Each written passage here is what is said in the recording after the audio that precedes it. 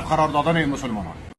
اسرائیل و ایران یک سکه و درویان و کسانی که در این شک داشته باشند در عقل و منطقشان، شکی وجود داره اونها دارای عقل و منطق سالم نیستند. در این ترورهای هدفمند دست خامنه‌ای علیه لعنت و دست رژیم سفاک ظالم کافر ایران است. ما از گفتن سخن حق از هیچ جناحی طرز اراز نداریم. ما سرباز الله، مجاهد اسلام در صف امارت اسلامی و عنوان خدمتگزار امت مسلمان هستیم و مسلمانان در این عصر، در این وقت و زمان نباید غافل و جاهل باشند. نباید که همگام و همدست با دشمنان اسلام باشند.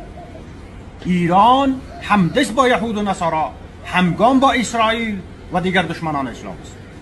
قطعا ایران، خامنه‌ای و پیروانش مربوط به اسلام و مسلمانان نمیشن. اینها یک دین جداگانه هستند، دشمنان مسلمان هستند، برنامه‌های شیطانی را بازی میکنند بر نابودی مسلمانان، برای هدف قرار دادن مسلمانان.